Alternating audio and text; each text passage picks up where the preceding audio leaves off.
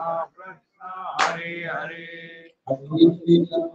Hare Ram, Ram Ram, Hare Hare.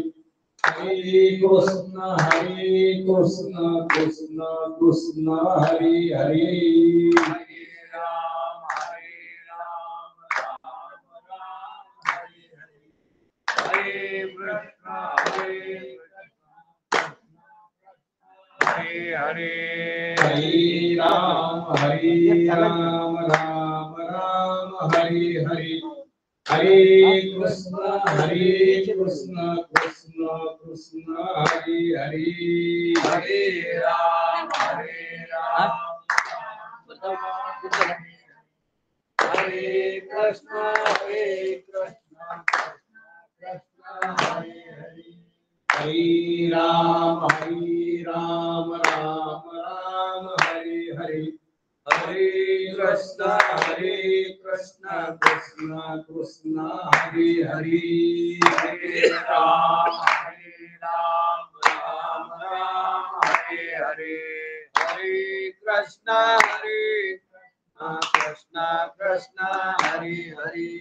Hare Ram, Ram Ram, Hare Hare. Hare Krishna, Krishna Krishna, Hare Hare.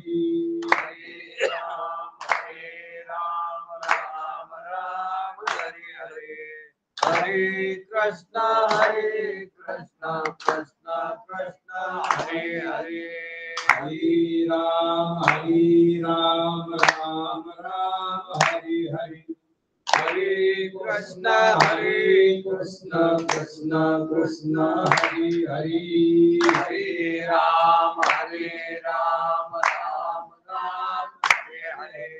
Hare Krishna, Krishna Krishna, Hare Hare. Hare Ram, Ram Hare Hare. Hare Krishna, Krishna Krishna, Hare Hare. Hare Ram, आवाज येतो ना? Hello. Hare Ram, Ram Hare Hare. Hare Krishna, Krishna Krishna, Hare Hare.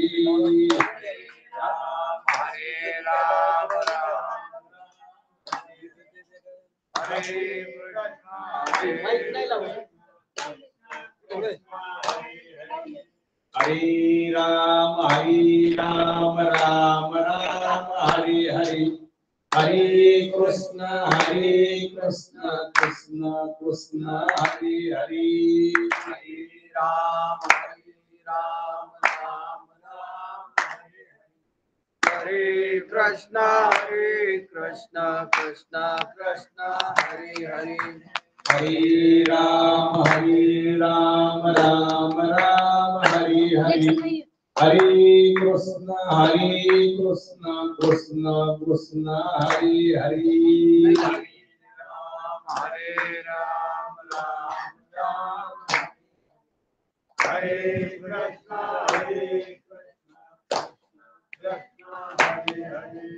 Hare Ram, Hare Krishna, Hare Ram, Ram Hare Hare. Hare Krishna, Krishna Krishna, Hare Hare. Hare Ram, Hare Hare. Hare Krishna, Hare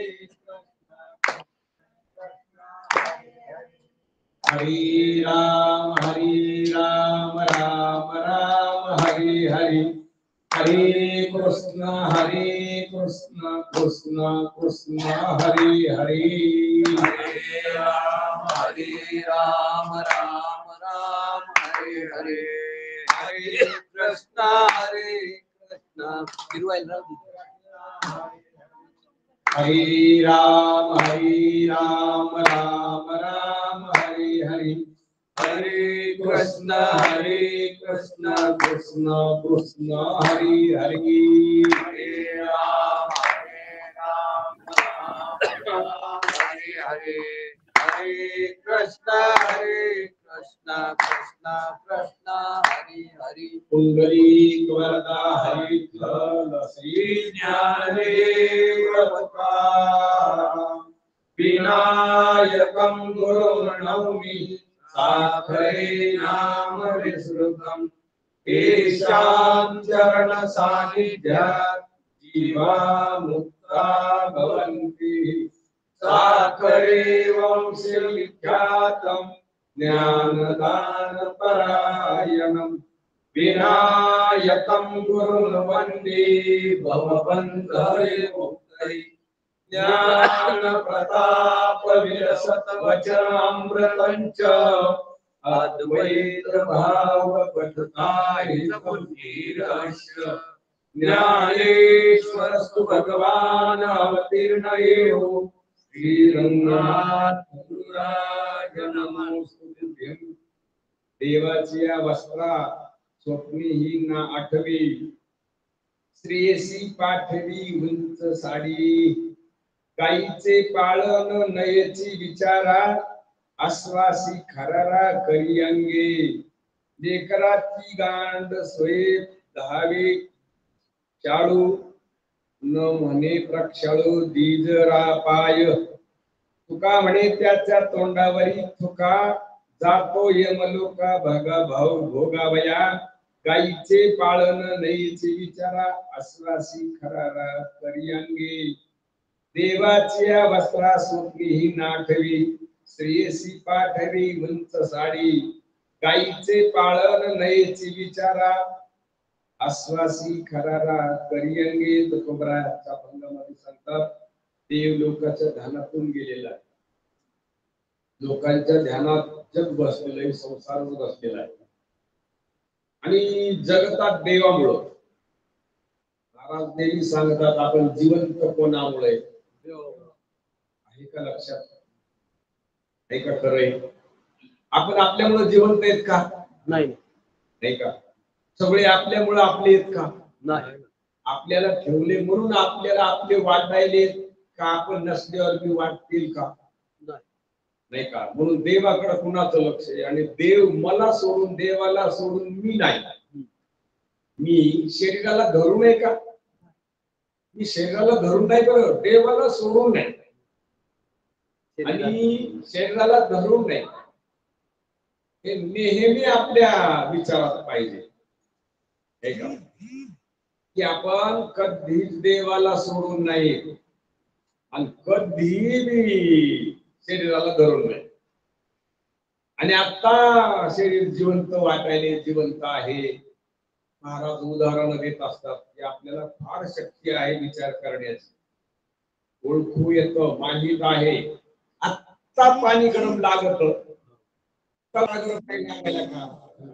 वारा स्वभावाने गरम आहे का नाही स्वभावानं वारा थंड आहे नाही का वाऱ्याचा स्वभाव जर पाहिलं तर वारा पावसाळ्यामध्ये हिवाळा नसतो आणि उन्हाळा नसतो मग वारा गरम लागतो का गार लागतो साधा लागतो गरमही लागत नाही पाऊस काळामधला जो हवा वारा लागतो ना तेव्हा थंडी वाजत नाही का गरमी होते थंडीही होत नाही वाजत नाही आणि गरमी होत नाही त्या वाऱ्यात म्हणजे वारा थंडीला गरमीला सोडू नये नाही का आता वारा गरम लागत असताना वाऱ्याची गरमी नाही का कधी आता गरमी वाऱ्याची नाही गरमी आगळीची आहे कधी आता गरमी आहे पण ती आगळीची आहे आणि हे सगळ्यांना माहित आहे ना पण दुसऱ्याबद्दल जर माहित आहे तर आपल्याबद्दल का माहित नसावं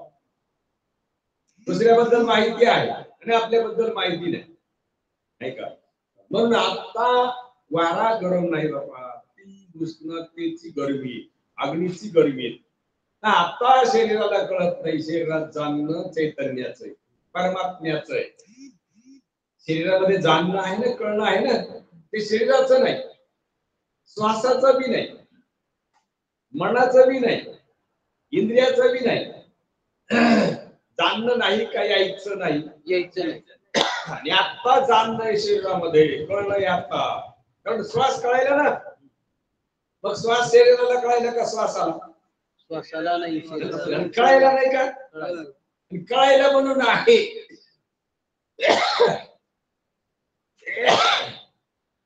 श्वास कळायला म्हणून आहे का? आहे म्हणून आहे श्वास. कळायला म्हणून म्हणूनच आहे. आहे. हा. कळाल्याशिवाय श्वास आहे का? नाही. कळण्या वाचून श्वास आहे का? कळण्या वाचून श्वास नाही बरोबर.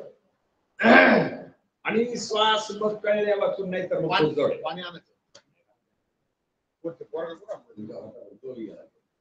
म्हणून कळणं तर आहे आणि कळल्याशिवाय काहीच कळत नाही. आणि ते कळणं शरीराचं नाही, ते कळणं उत्पन्न झालेलं नाही, अंतःकरणामुळं उद्भूत झाले. अंतःकरण शांत असल्यावर ते जाणण्या रूपानं राहत, पण जाणणाऱ्या रूपात राहत नाही. जाणणाऱ्या रूपा वाचून जाणणेपणा आहे, नाही का?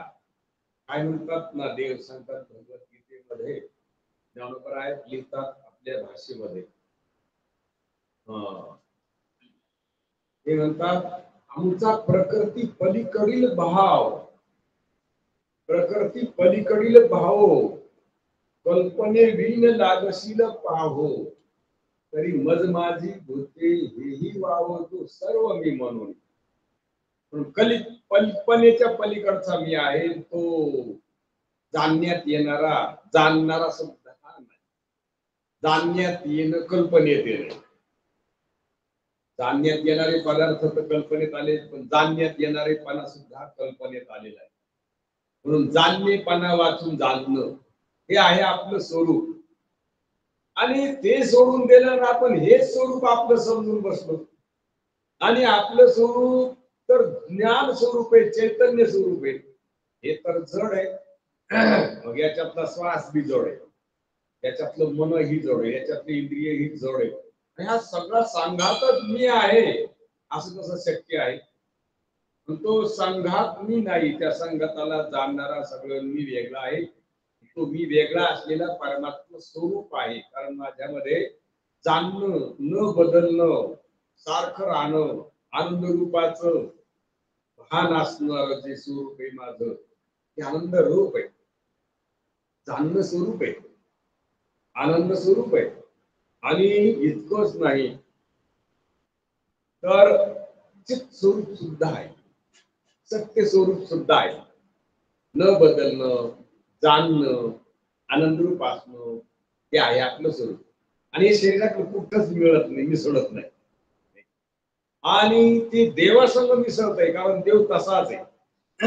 देव तसाच आहे, जाणणारा आहे, सर्वज्ञ म्हणतो की नाही त्याला आपण. आपणही सर्वज्ञ आहोत, अल्पज्ञ नाहीत बरं आपण सुद्धा. देव जसा सर्वज्ञ आहे तसे आपण बी सर्वज्ञ आहोत. की सगळं कळतं मला, आणि जे जे नाही कळत तेही कळतं मला, याला सर्वज्ञ. हिमालय बघितला का आपण? नाही बघितलं ना. हिमालयाचं बघून ज्ञान आणि न बघून ज्ञान सारखंच आहे. त्याचं काय लक्षात आलं? हिमालय बघितला तो दृश्य रूपाने बघितलाय का? नाही, दृश्य रूपाने बघितलाय. तो दृश्य तो डोळ्याने दिसतो ना, डोळ्याने दिसणारा दृश्य आहे. दृश्य पदार्थ खरा नसतो, नाही का? दृश्य पदार्थ खरा असतो का? दृष्टी विना खरा नाही. आणि दृष्टी दृष्ट्याशिवाय खरी नाही, नाही का? म्हणून दृष्टी आणि दृश्य खरे असले तर द्रष्टत्व खरं येतं. नाही तर निरपेक्ष द्रष्टत्वानं हिमालय कुठे? अध्यास आहे, तो अध्यस्त पदार्थ आहे. आणि अध्यस्ताचं पदार्थाचं ज्ञान असलं काय नसलं काय, दोन्ही सारखेच आहेत, नाही का? नाही हे कोणाला कळतंय? मला कळतंय. आणि आहे हे बी मलाच कळतंय. पण जे आहे हे कळायला, जे नाही हे कळायचं ते नाहीच आहे. लक्षात आलं का? हे असं आपलं स्वरूप फार महान आहे. पण तिकडं जाण्याकरता आपल्याला पुण्याचा आधार लागतो. ते पुण्य पाप खोट आहे, व्यवहार श्रीमंती गरिबी खोटी आहे, कन्यापुत्र या तिन्ही भानगडी, या तिन्हीचा घेतलाय आधार. पुण्याचा बी घेतलाय कल्पना करून. संपत्ती उपत्तीचा बी मानेला भरोसा. कन्यापुत्र आपजन हा तो सहज वळसा. त्यांचा घेतलेला आधार ज्यांनी घेतलाय तो ह्या सगळ्या आधाराचा आधार आहे. ते आपल्या लक्षात संत आणून देतात, पण संतांकडे लक्षच नाही आपलं बोलणं. कुणीकडे लक्ष बोलण्याचं आहे आपल्याकडं? संतांच्या बोलण्याकडे लक्ष नाही. आणि आपण आपल्या कल्पित उभाऱ्याला इतका उभा राहून गेलो. हे उदाहरण सांगतात महाराज चांगदेव महाराजांचं. महाराज चांगदेव महाराजासारखा समर्थ कोण होता जगामध्ये? त्याला हे सगळं जग हातात घेतलं होतं. आपण मायेच्या हातात आहे, त्यानं माया हातात घेतली होती म्हणा. चांगदेव महाराजानं मायेला हातात घेतलं होतं. ज्यावेळेला माया झाकून टाकायची त्यावेळेला तो करू शकत होता. आत्ता समाधी लावली की माया तिकडं तिकडं राहतच नव्हती. आणि याला मरण येत नव्हतं. समाधीत मरण येत नसतं. आणि त्या शरीराचा विच्छिन्नपणा झाला तर आत्मा तर मरतच नाही. पुढे त्याला पुन्हा अशा शरीराचा योग येतो. अशाच घरी जन्म, असेच संगती लागणं, चटकन पुन्हा समाधी प्राप्त. मेलाय का ते? म्हणून चांगदेव बाबांना जग हातात घेतलं होतं. किती पुण्यवान असतील ते. अहो काही माणसानं श्रीमंत हातात घेतल्यात आणि गरिबी बाजूला केल्यात पुण्याच्या जोरावर. श्रीमंत का तुम्हाला साधे वाटतात का? पुण्यवान असतील ते. पुण्याचीच पावती ती. इंद्राची पुण्याचीच पावती आहे. श्रीमंत का होतात? पुण्य ते. अहो काही काही श्रीमंत घरी जन्मतात ना, ते करायचं नसतं काही. सांगा ना, श्रीमंताच्या घरी जे बाळ जन्माला आले त्याला काही कमवायचंय का? लोक तोंडावर पुरुष तर करले तरी त्याला भेटणार ना धन. आणि आईन त्याच्या घरी जन्माला. पूर्वीचं पुण्यात नाही का? काही काही दारिद्र्याच्या घरी जन्माला आली नाही का? ते पापाचं. मग ज्या पुण्यानं दारिद्र्य बाजूला करता आलं जन्मताच्या आधीच का जन्मल्यावर? जन्माच्या आधीच केलं ना. पण आधी पुण्य केलेलं आहे म्हणून त्या पुण्यानं हे काम केलं. ज्या पुण्यानं दारिद्र्य बाजूला होते श्रीमंत प्राप्त होते त्याच पुण्यानं दुःख निवृत्त होत नाही, सुख प्राप्त होत नाही. पुन्हा सुख प्राप्तीला दुःख निवृत्तीला किती पुण्य लागल? दारिद्र्य निवृत्त व्हायला श्रीमंती प्राप्त व्हायला केलंय पुण्य. पण इतक्या पुण्यानं दुःख निवृत्त व्हायलंय का? दारिद्र्य निवृत्त व्हायलंय का? दुःख दारिद्र्य व्हायला एका जन्मापुरतं. दुःख निवृत्त होईना. दुःख अनंत जन्माचं आहे. दारिद्र्य एका जन्माचं. दारिद्र्य पाहायला गेलं तर एका अवस्थेचं, पण जर पाहायला गेलं तर एका जन्माचं धरा. त्यांना अवस्थेचं मानावा. पुन्हा स्वप्न पडतं तेवढं श्रीमंती पुन्हा येतच ना दारिद्र्य. हे का?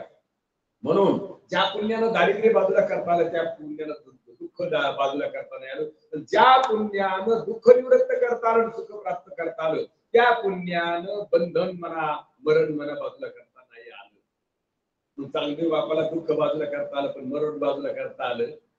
एवढी मोठं जग त्यांनी हातात घेतलं होतं. आपण जगाच्या हातात आहे. जगात होईल तसं होतं का आपण कल्पिलं तसं होतं? तसं होतं. चांगदेव महाराजांचं तसं नव्हतं. त्यांनी सगळं जग हातात घेतलं होतं. 5 भूत त्यांच्या हातामध्ये होते. महाराज एखाद्या मड्यामध्ये चैतन्य प्रवेश करून देत होते. बरेचसे मडे लोक चांगदेव बाबांना समाधी लावल्यावर काही लोक मरायचे तर ते तेवढं त्यांनी ठेवायचे जतन करून. हे जागृत झाले की यायला ते जिवंत करायचे. काय ताकद होती महाराज. किती लाखो लोक शिष्य झाले होते त्यांचे. आणि त्यांच्या भोवताली पंक्ती द्यायचे, नवस करायचे. त्या नवसासारखं फळ भेटायचं. नगदी सिद्धी होती त्यांच्याकडं. रिद्धी सिद्धी आणि प्रसन्न तेजदार शरीर दिसत होत. पुन्हा त्यांची एक खूबी होती, कुठेही गुप्त व्हायचं म्हणलं जागेवर गुप्त होत होते. काय पाहिजे लोकांना आज? जागेवर गुप्त व्हायचे. मनाला वाटत ते धनी घ्यायचे. की थोपडा लोक बरोबर चांगदेवावर पाहिलं की कोण जमा होत नसेल तिथं बरोबर वाड्या संग कधी कधी असंच पळत ते नुसती आडवे व्हायची अशी. आपण मारुती राहायला त्या ह्याच्यात बघितलं नाही का? द्रोणागिरी अंतर तसे वाऱ्या संग पळायची. ते वारा पळत वारा आडवी झाली की सण पळत. हात न हलवता पाय ताकद होती त्यांच्यावर. पुन्हा कुठं गुप्त व्हायचं, कुठं प्रगट व्हायचं, सगळी अविद्या हातात घेतली होती. एवढं सामर्थ्य चांगदेव बाबामध्ये होतं. त्याच्याही पेक्षा चांगदेव बाबाच्या शक्तीपेक्षाही आपल्यामध्ये आज सामर्थ्य जास्त आहे. या संतांचा संग जर केला तर त्या संघामध्ये देव कळतो का देव होतो? आणि त्या देवाचं तो नावच काढीना. बायका पोराचे नाव तोंडात येत का देवाचे नाही का काही माणसांना आवडीनं देवाचे नाव घेऊन पोरायचे शादी त्या शिव्या देवाला का पोरायला जात असते नाही का. एक दिवशी आमच्या भावानं मला शिव्या दिल्या. आता शिव्या दिल्यावर बऱ्याच लोकांना ऐकले ते मी तर बोललोच नाही काही तोंडातून शब्द नाही काढला. त्यांनी खूप लोकांना धुतलं त्या लोकांनी सोबत नाही महाराज शिव्या द्या. मग नंतर मी भेटेल मला म्हणजे महाराज तुम्ही इतक्या शिव्या दिल्या पण काही बोललेच नाही. त्याला समाई दिले तर कसं बोलू मी एकट्याला कुठे गेले नाही दोघांची आई एक म्हणल्यावर शिव्या दिल्या पण दोघांना एक केलं जमला तर तू जर माझ्याबरोबर तू जर सहन करून घ्यायला अर्धे तर कसं बोलू त्याला मी काय म्हणून बोलता येईल. समय घेतल्याशिवाय काही एकट्याले नाही का सामायिक शिव्या आहेत पण सामायिक शिव्याबद्दल काही वाटून घ्यायला नाही पाहिजे. एकट्याला पेशील दिल्या असत्या तर मग काही वाटलं असतं नाही का. लक्षात घ्या म्हणून त्या शिव्याला बाजूला करता आलं शांततेनं. काय शक्ती माणसाच्या देहामध्ये म्हणून योग्यापेक्षा जास्त शक्ती आहे आपल्यामध्ये. योग्याला वृत्ती लीन करता येते आपल्याला बाधित करता येते नाही का. आणि आपण बाधितच्या नादी नाही तर लीनच्या नादी नाही त्या वृत्तीच्या अधीन आहेत आपण. वृत्तीने आपल्याला कळत घेतलंय वाटते त्या देवाला दुःखी व्हायला दुःखासारखं वातावरण नसून दुःखासारखी कंडिशन नाही दुःखी व्हायला नाही. वृत्तीच्या हातात गेलं का दुःखी व्हायसारखी कंडिशन आहे. वृत्तीच्या हातात गेलं नाही का इथून निघलं चांगली कंडिशन आहे आणि गेलं स्वप्नातल्या वृत्तीच्या हातात. तिनं काय केलं याला घडीलं महाराज तिथं रडायसारखं होतं का हे तिच्या हातात गेलं हातात गेलं वृत्तीच्या हातात गेलं ते नाही का. पुन्हा तिथून गाढ झोपीत गेलं तर मूढ वृत्तीत गेलं. स्वप्नातली कल्पित वृत्ती आणि देववृत्ती आणि सुसुप्तीतली मूढ वृत्ती तिच्या हातात गेलं. कळायला लागलं पण काय कळालं काय कळना हे कळना ज्ञान अज्ञान नाही का. कळायचं लागलं काय कळायलं अंधार कळायला काहीच नाही हे कळायलं. स्वप्न नाही हे जग नाही ते जग नाही हे कळायलं तिथं नाही का. कळायलं पण जग कोणतंच नाही हे कळायलं मूढ वृत्ती. त्याच्यानंतर जर गेलो समाधी करतो लीन झालेली वृत्ती. ह्या चारही वृत्तीला दाखता येतं तुम्हाला की आता वृत्ती खरी नाही. वृत्ती हे निवृत्त झाली जन न दिसे ते वृत्तीला जर तुम्ही बाधित केलं तुम्ही काही करू शकत नाही. पण संतांचं मार्गदर्शन घेतलं की वृत्तीचा बाध करू शकता. आता जाणण्यात येणार खरं नाही. जाणण्यात येणारा मूळ नाही. रोज ऐकलं पाहिजे आणि याच्याबद्दल थोडं चिंतन केलं पाहिजे की जगाबद्दल जग नाही. सोन्याला चांदी नाही ना चांदीला सोनं नाही. दोन्ही बी मातीत जमायचे. दोन्हीला कळतं का दोन्हीलाही कळत नाही. लक्षात घ्या बरं. एकमेक कळायलेत का तर एकमेक कळलं तर चांदी पांढरी सोनं पिवळं हे डोळ्याला तरी कळालं डोळ्याशिवाय कळालं का नाही. आणि डोळ्याला कळालं का नाही. कळालं नाही का कळालं पण डोळ्याला कळालं का सोन्याला डोळ्याला नाही कळालं. आणि तो हिच्या मधात कोणीतरी पुन्हा एक डोळ्याच्या आणि सोन्याच्या मध्ये पुन्हा एक मन आहे. आणि ते मनामुळे नाही वृत्ती त्याच्यातून बाहेर आली आकार धरायला. सोन्याचा आकार धरण्याकरता मन वृत्ती रूपात आलं आणि त्या वृत्ती रूपाने सोन्याचं ग्रहण केलंय. मनानं केलंय का काय केलं मनाशिवाय झालं नाही. मन करू शकत नाही. चैतन्यच मनातून वृत्तीतून तिथं गेलंय आणि वृत्तीला घेऊन गेलंय. एकटं जाऊ शकत नाही चैतन्य. तिथं जाऊ शकतं का एकटं नाही जाऊ शकत वृत्तीशिवाय. बरं वृत्तीशिवाय जाऊ शकत नाही पण कळायचा व्यवहार एकट्यालाच सगळं दोघायला. आता एकट्यालाच कळालं वृत्तीशिवाय नाही कळालं. वृत्ती घेऊन कळालं नाही का. कलाट्यानाच 7/12 लिहिली पण सत्तेनं लिहिली का सत्ता नसताना सत्तेनाच लिहिली का तलाट्यानं सत्तेनच लिहिली. असे तुम्ही सत्तावान आहेत. असे आपण कोण आहोत? सत्तावान आहेत. आणि तो सत्तावान परमात्मा आहे. त्या परमात्म्याचं, ब्रह्मरूपाचं, आत्मरूपाचं आणि जीव चैतन्यात तिन्ही बदल नाही. उपाधिकृत बदल झालाय. बुरखा अंगावर घेतला काळा म्हणून आसाबाची बाई समजायची नाही का?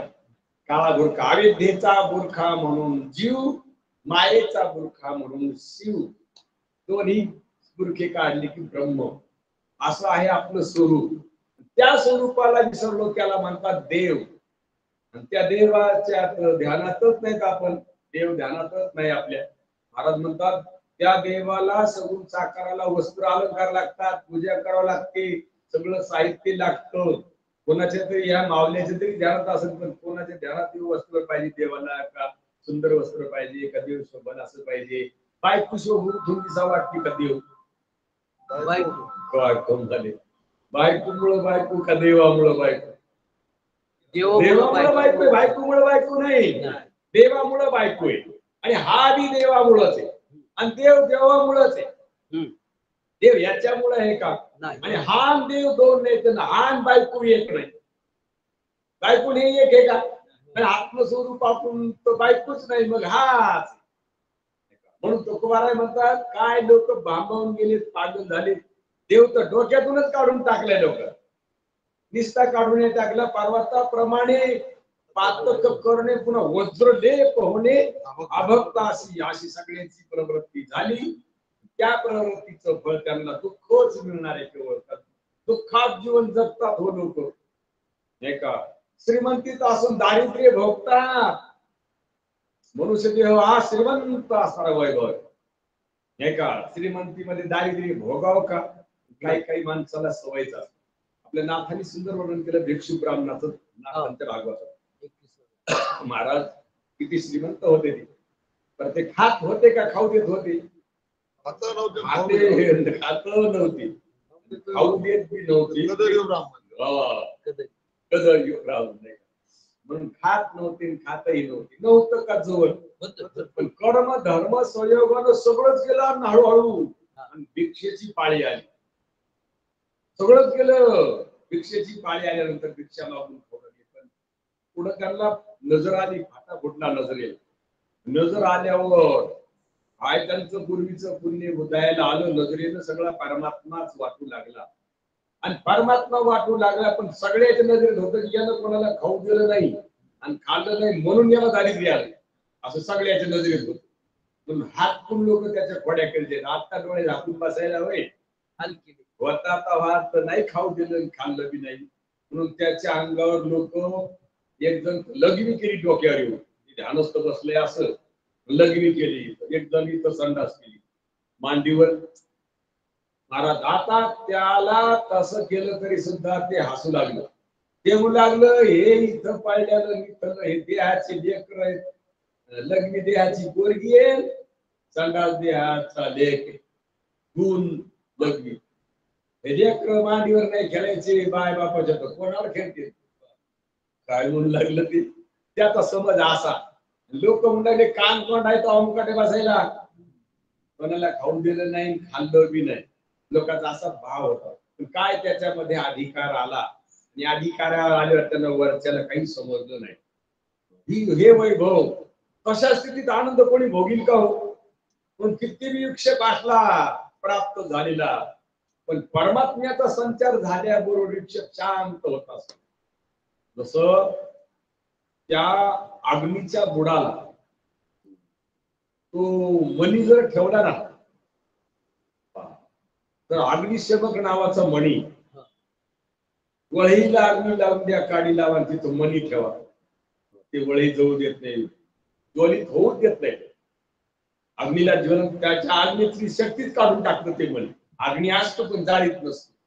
काय केलं त्याने? त्याची शक्तीच खाऊन घेतली सगळी. आणि चंद्रकांत मणी जर ठेवला, चंद्रकांताच्या याला प्रकाशाला नसलेलं पाजर पडतो, पाणी सुटत त्याला चंद्रकांत मणी. अशी त्याच्यामध्ये शक्ती. तशी माणसाच्या देहामध्ये एवढी शक्ती असताना तो दुःख भोगतोय. महाराज नाही तुकोबाराय तो देवाचं नाव सुद्धा घेईल नाही का? बरं देवाचं नाव घेत नाही काय म्हणतात तुकोबाराय? देवाची वस्त्रा स्वप्नी नाठवे, श्रेयसी पाठवे उंच साडी. देवाच्या वस्त्राचं नाव घेणं, जगायला देवाच्या नावावर, देवाच्या स्वरूपावर जगणं चाललंय. आणि नाव घेणं कुणाचं चाललंय? बायकोचं नाव घेणं चाललंय. पण ते म्हणतात बायकोचं नाव घेऊ नका का? घ्या, पण देव ध्यानात घ्या, मग घ्या ना. देव ध्यानात जर घेतला चांगला तर बायकोच देव होऊन बसल का? बायको राहील. तर आता बायको जर देव नाही बी ध्यानात घेतला तर बायको देव आहे. देव ध्यानात आल्यावरच आहे. आधी बी आहे. बायको कोण आहे? देव आहे. बायको ही कल्पना आहे, वास्तविकपणा नाही. कारण तिथं जाणणं, ते जाणणं स्त्री आहे का? हे जाणणं पुरुष आहे का? नाही. दोन्ही जाणणे दोन आहेत का? एक आहे दोन्ही जाणणे. आणि दोन्ही जाणणे दिसत नाहीत, अनुभवाला येत नाहीत, पण अनेक नाहीत.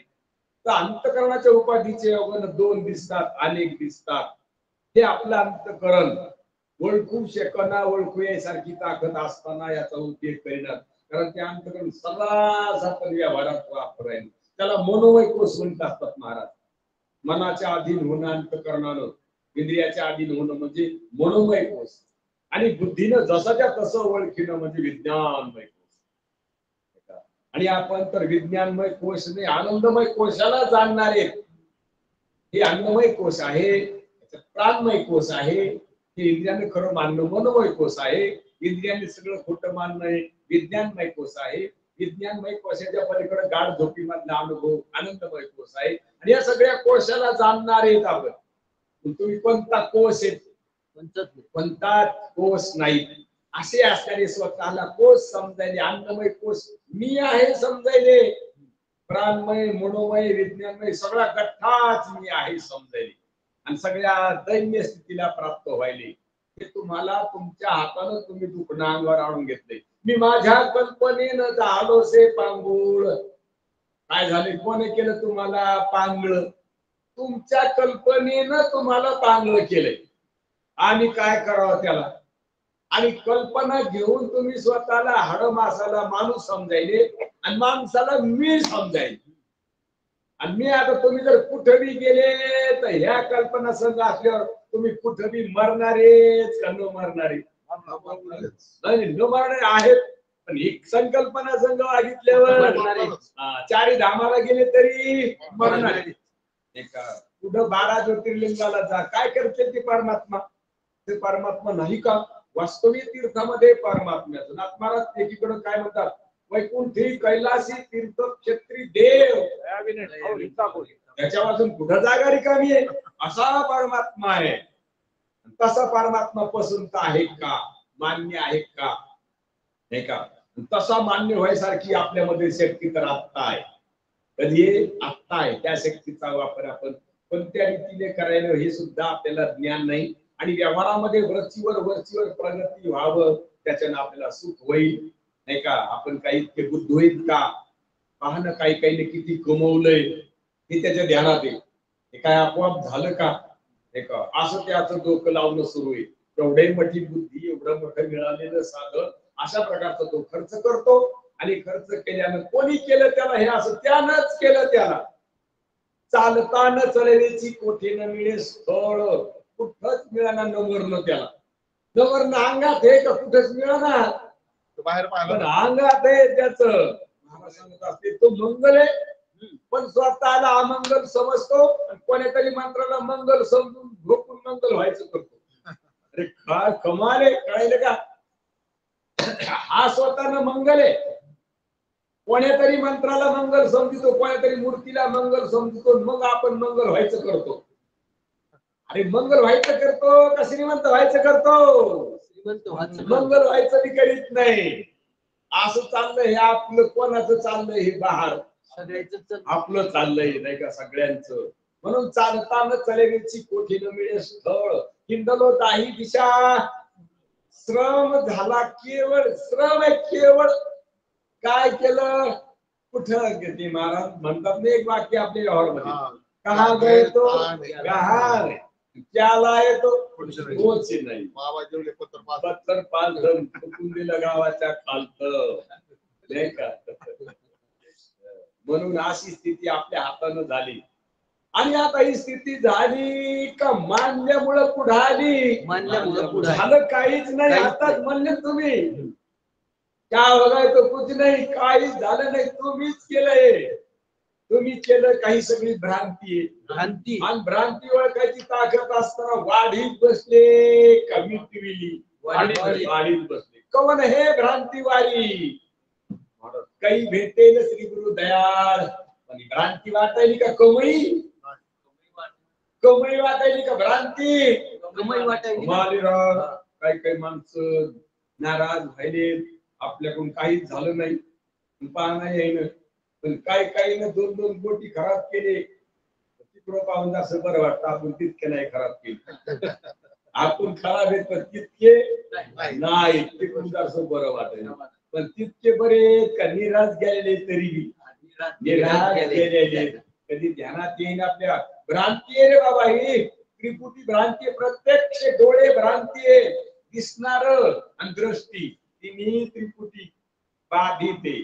सांडलेली त्रिपुटी तवा दीप उजळाला घटी. अशी त्रिपुटी असत ते असं समजणं हे दिलं सोडून आपण. आणि महाराज म्हणतात काय डोकं लावायला.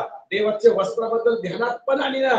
आणि बायकोला चिंधी साडी घ्यायला लागला. देवाची या वस्त्रा सोपी नाठवी आणि श्रेयसी पाठवी उंच वस्त्रे. म्हणून अशा प्रकारचं उंच वस्त्र स्त्रियाला पाठवतो. ज्यांच्या जीवावर पाठवत त्याचं नाव सुद्धा लक्षामध्ये नाही. म्हणून तुकोबाराज खवाखडा सवाल विचारतात आपल्याला. म्हणून लेकराच्या गायीचे पाळण नयेची बिचारा. आश्वासी खरारा करियांगे. गाईला चारा. गाय डोक्यातून काढल्यात लोक काय पहिल्यांदा गायी होत्या सगळीकडं. आता गाईच राहिल्या नाही. आणि आहेत तर त्या गायी नाहीत. त्या म्हशी बी नाहीत त्या गायी बी नाहीत. काय मग ते काय अण्णा यांचं गोमित्र चालत असेल. नाही नाही पवित्रच नाही ते. आणि दूध अजिबात नाही. शेण दिले तर का. आणि यायचे दूध पिऊ पिऊ संकरित माणसं व्हालेत. गोरे का काय व्हाले. संकरितच झाले. काय शंकर मला किती सांगितलं. ठेवलंच नाही ना. शंकर केला यांनी हाताने केलंय का ते झालं आपोआप. हाताने अहो यांनी झाडात पण ठेवलं नाही. पहिले टरबूज यायले काय पपईच्या झाडाला टरबूज यायलेत महाराज.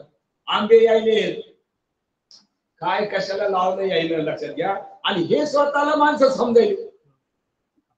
काय कमाले यायला संकल्पनात गेलाय स्वतःच दिल्या.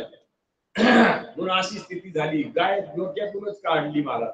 त्याचं पहिल्यांदा काय गायीचा खात होतो. आम्ही लहान होतो त्यावेळेस महाराज आम्ही गायीच्या दीपावलीच्या त्यावेळेस महाराज आमचा 5 दिवस आम्ही ते गाणं म्हणत गाय ओवळ्यांचे.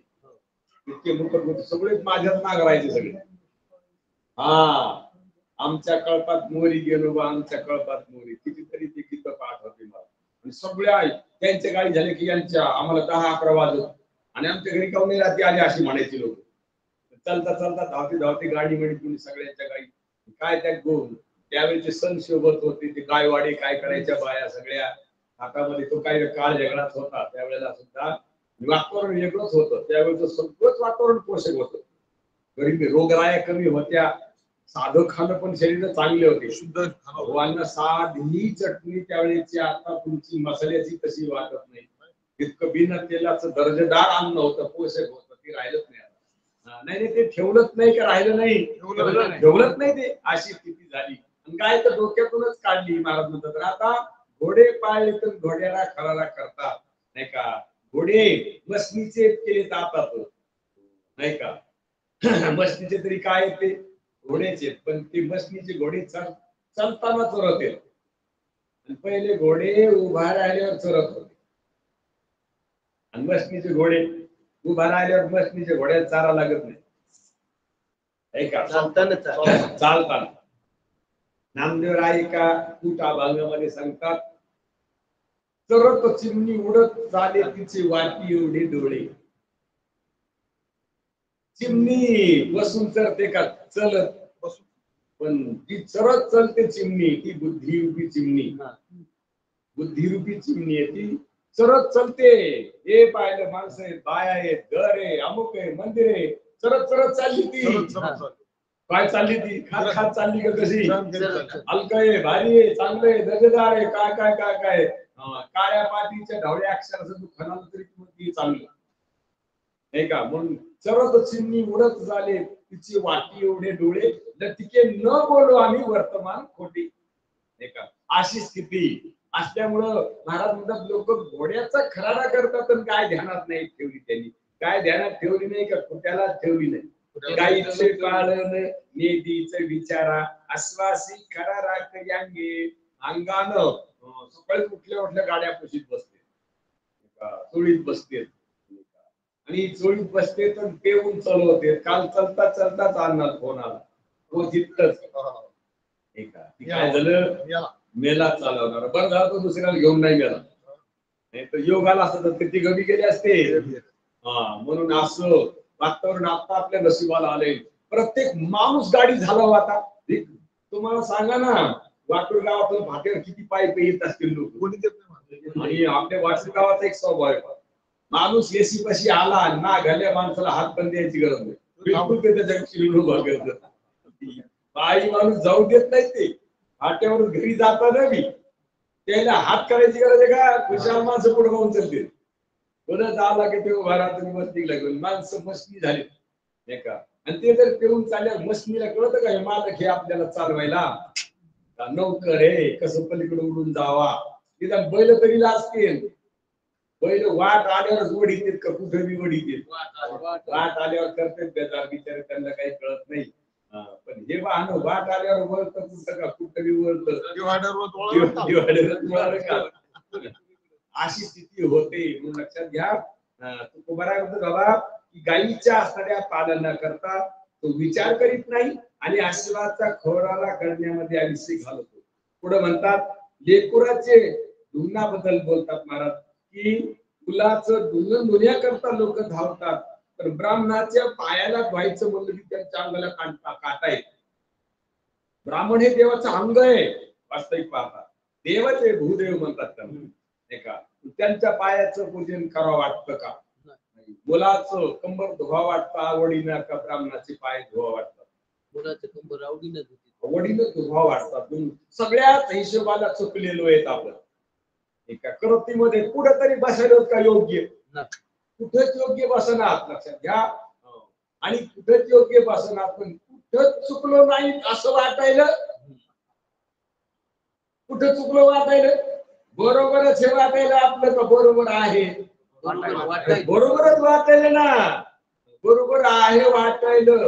आणि म्हणून नशिबाला कसं भेटायला त्याचा बी वेळ नाही का? सगळा हावमेळ झाला. अरे खाण्यात बरोबर आहेत का, लेण्यात बरोबर आहेत का, पाहण्यात बरोबर आहेत आणि या वाटण्यात बरोबर आहेत आणि या तिन्ही तर चारीत जाऊ द्या पण समजण्यात तर लगेच बिघडायचं. समजण्यात बरोबर आहेत का आपण? काय समजायला स्वतःला? माणसं वस्तूच नाही, हाडमास वस्तू आहे. हे हाडमास आहे का माणूस आहे? हाडमास आहे. आणि हाडमासाला माणूस समजून बसला. हाडमासाला बाई माणूस समजायला तिकडं आणि झगडी माणूस समजायला. आणि हाडमास घागरीची माती आणि माठाची माती दोन नसतात, एकच असतात. सुरू आहे आमचे आता लोकांचे मायबाप तयार करणे. बिचारी त्याला जन्म देऊ ते खाले म्हणजे आमच्या घरी जन्माले, तर बिचारी आज रोजच आम्हाला देऊन जाते ती बिचारी, काय नाही का? म्हणून आता ते मायबाप माती आहेत का केळी कळसा काय ते दोन्ही बी मातीचे. मग बाया आहेत का माणसं आहेत? पाच भूत आहेत, पाच भूत. अक्कल वापरा, त्या अकलेचा चांगला फायदा घ्या, नाही तर मग यम फायदा घेणार आहे तुमचा.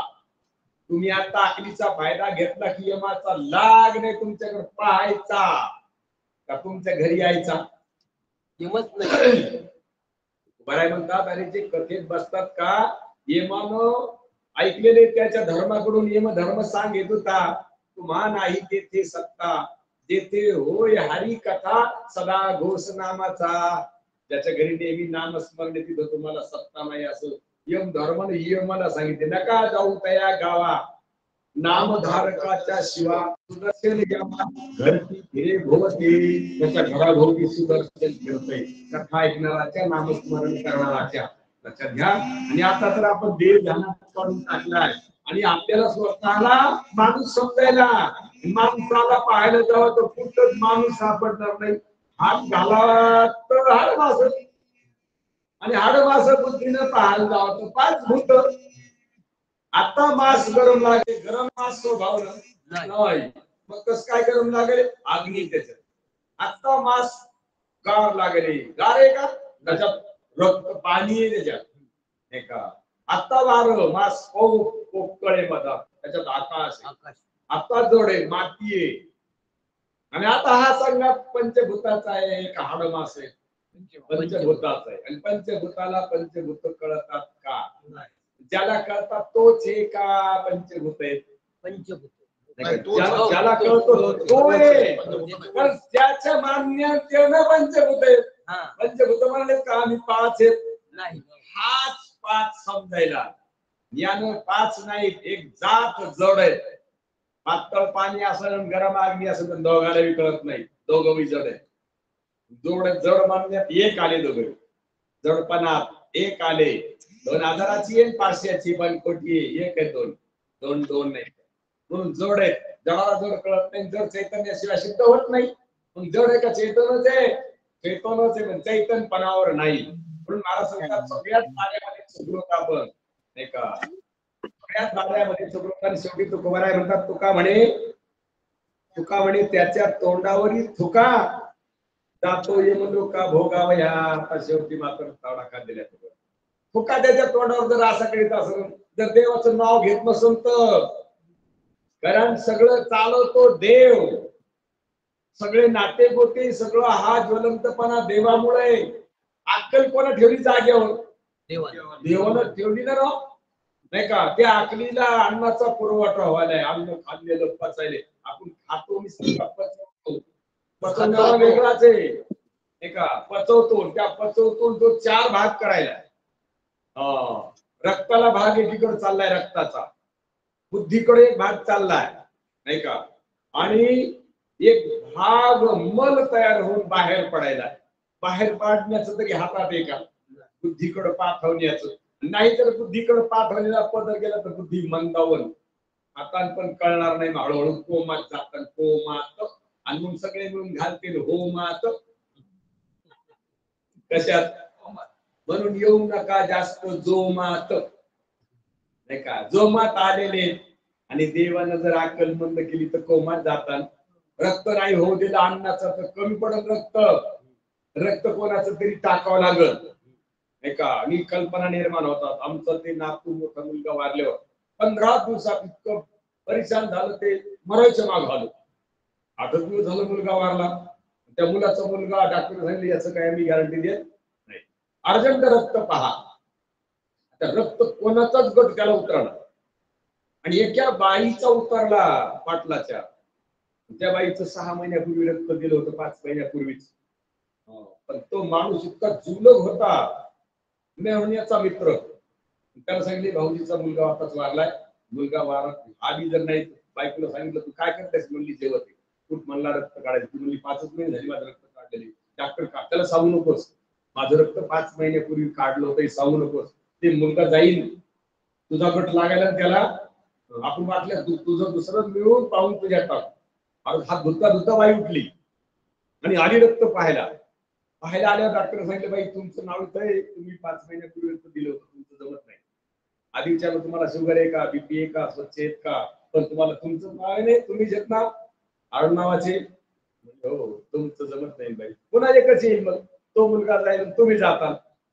मग एका बुद्धाच्या मुलाचं रक्त होतं पण माझ्या मुलात संशय आला की बुद्धाच्या मुलाचं रक्त कसं सोडायचं नाही का. आला ना संशय रक्त पाहिजे तर कसं पाहिजे शुद्धच पाहिजे ना. हे रक्त कसं सोडायचं आलं ते रक्त एक गट आला बघायचं मनात येईल. आता 2 भाग पुढे आले रक्त भेटायले पण बुद्धाचे भेटायले नाही तर मुलगा चालला.